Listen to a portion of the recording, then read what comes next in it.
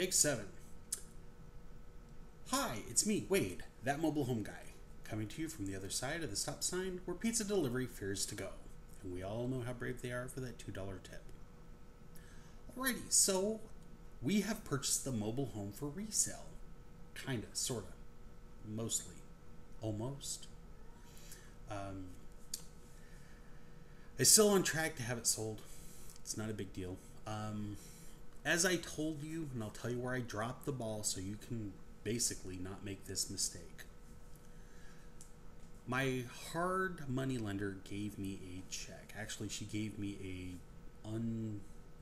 basically a blank check, just had her signature on it. You know, told me to make it out, that she'd let me know how much to make it out for. I took that to my bank, I deposited in my account, and I asked them to verify funds. Then I went to meet the seller of the mobile home. We negotiated a price, and the price was $600 less than what she originally was posting to sell for. When I whipped out my checkbook, she's like, whoa, hey. So we negotiated some more, and I got it down to $200 less than what she was posting it for. And everything was good to go. She was a little kind of hesitant about the check, and then we used to do this all the time when I worked with Dave, not his real name. I apologize for the cats. I have to keep stopping to record because they're just doing their thing, but I'm going to keep recording. I'm sorry. Okay, so anyway, normally what we would do, and I never had a problem before this, but I'm going to explain why it came up later in a little bit. If they went, oh, it's a personal check, and I would always say a check is a contract between two people. I will give you this check. You can hold on to the keys and the title until the check clears. Once the check clears, you contact me, and I pick up the title and the keys. We already have a bill of sale between us, so it's an agreement to sell based on the condition that that check has to clear. I'm fine with you holding on to the title and the keys. Never had a problem before. This is the first time this came up. But, you know, hey, there's a first time for everything, and I learned from it. Cash is king. If I had cash, it wouldn't have been a problem. It's because this deal came up so quick on trying to deposit the money. The funny thing is my hard money lender works at a bank. She said, well, why didn't you go to the bank and deposit the money and then get the cash? Had I been thinking, that's what I would have done. Next time, I will. This time, this is how it works out. Okay, so I write the check. They don't go for this. The person I'm talking to isn't the actual seller. She's the daughter for the seller. The seller wants to meet me. I have to drive all the way across town to meet this woman, and it turns out she works in a bank. Okay? I've already got the bill of sale signed out. No problem. The daughter had gotten there before me. This bank actually has like a financial center and then their regular bank. And the regular bank, they're not next to each other. I went to the wrong place. I'm standing there for like 15 minutes before I call her and go, hi, I'm here. I don't see you. Are you going to get here soon? She's like, we've been waiting for you. Oh, wait, are you located at blah, blah, blah? I'm like, yeah. She goes, oh, we're actually 2 blocks up and to the right. So I go and I meet the owner. And when I get there, they've taken our bill of sale. She didn't have a bill of sale, so she used one of the ones that we've got. Never had a problem with this before, and it was kind of funny. When I get there, they've crossed out all this stuff. And this guy's there, and he's like, you got to initial here, sign here, sign here, sign here. And I'm like, okay.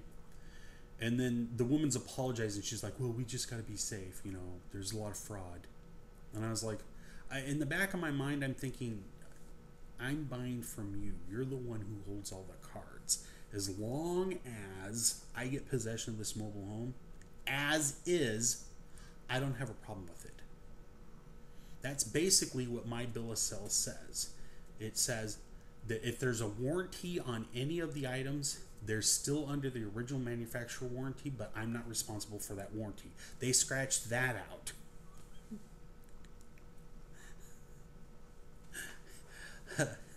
My form says if there's any character flaws in the mobile home itself, we will point them out to you. If there's any that we don't know about, we're not responsible for that. You're purchasing the mobile home as is. They scratched that out. I'm buying the mobile home from them, and they're scratching out all this stuff that says you're not responsible for this, you're not responsible for that, blah, blah, blah, blah, blah. They did like rewrite in the as is thing.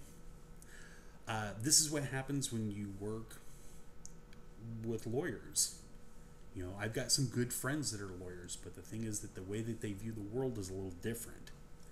You know, so anyway, this lady, it turns out, has sold this mobile home twice before, and both those people, the check bounced. And I said, you know what, I don't have a problem with it. You take the check. When the funds clear, you call me with the title and the keys. We'll meet. No, that's not good enough. And I'm thinking, she works in a bank. And I explained, you can call and verify funds, and then we can still wait until the check clears. No, I want a cashier's check. And I'm like, really? So the thing is, it turns out that she's talking to people she works with. Okay, just because you work in a bank doesn't mean that you understand everything, and I kind of got that figured out. You know, working at a mutual fund company, it's amazing to me how many people I worked with had no idea how the stock market works, especially bonds.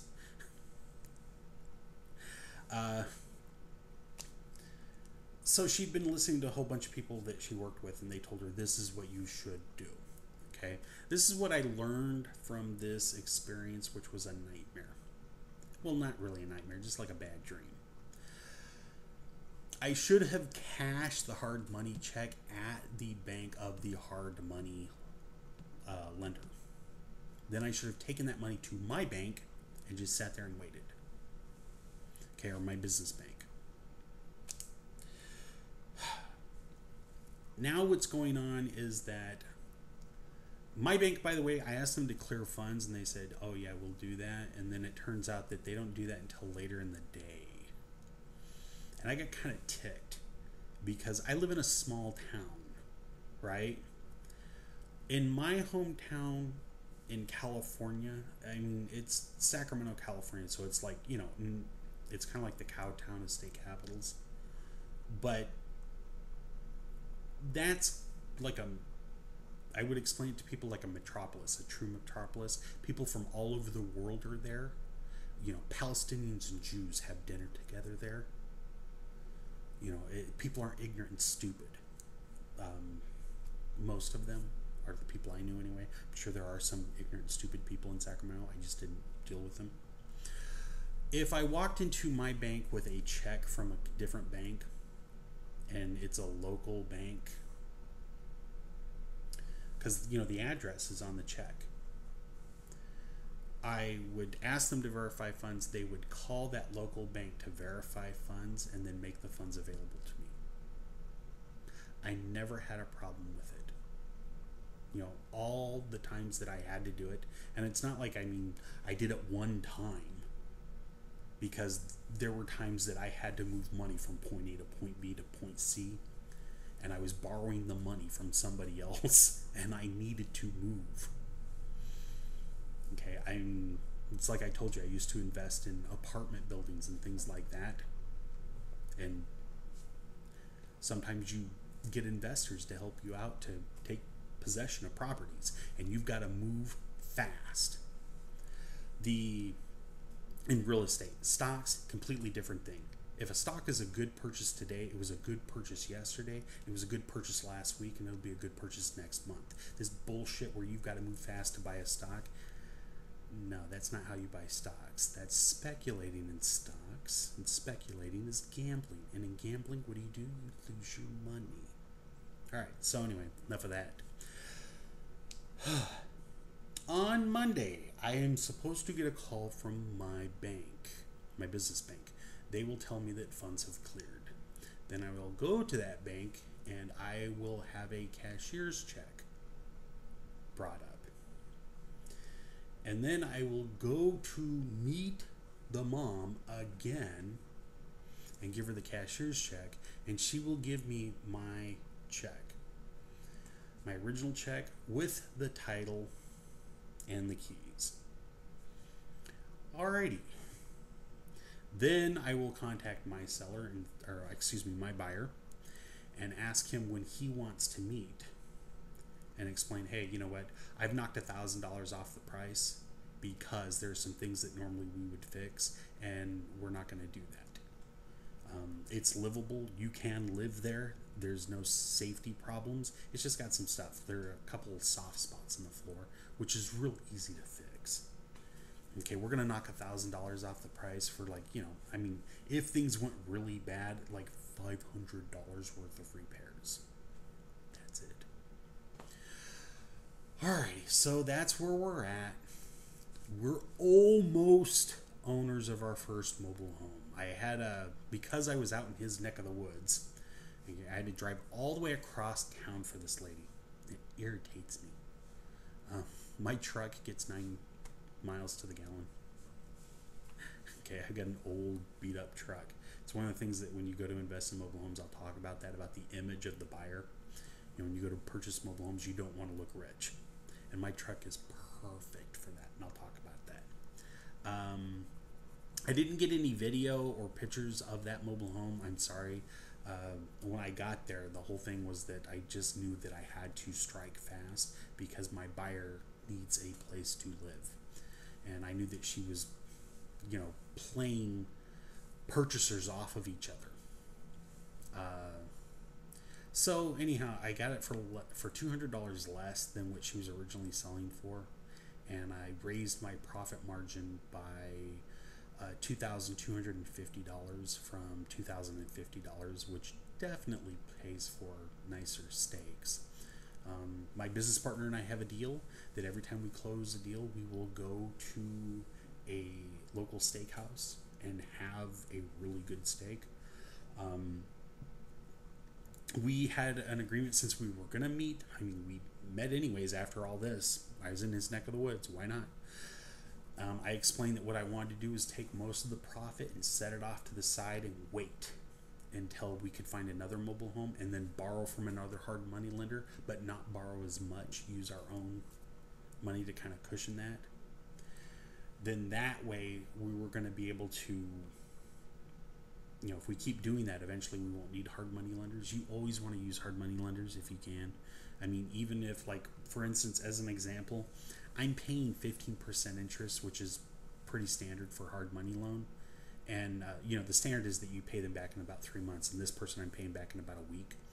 But because none of my own money's in the deal, if you use a financial calculator to figure out the profits, you'll error out because I didn't put any of my own money into the deal. It's why real estate is much better. Okay? So anyway, that's where we're at. I'm still waiting. When I have possession of the mobile home, I will be a greedy Gus, and I will go over there and take video to show you how, I mean, when I took my hard money lender to see the mobile home, she was like, there's beauty in older mobile homes. It's fantastic how much profit there is. All right? I hope that you start investing in mobile homes. I hope that you find deals like I did, and that I am, and that I have before. I'm going to repeat that. And that you're able to make really good profits. And you're able to help people who need a good place to live, an affordable place to live. You're able to help people who are desperate to sell. And you're able to make a decent profit. Not a huge profit, but a decent profit. Okay, I'm Wade, that mobile home guy. Have a great day.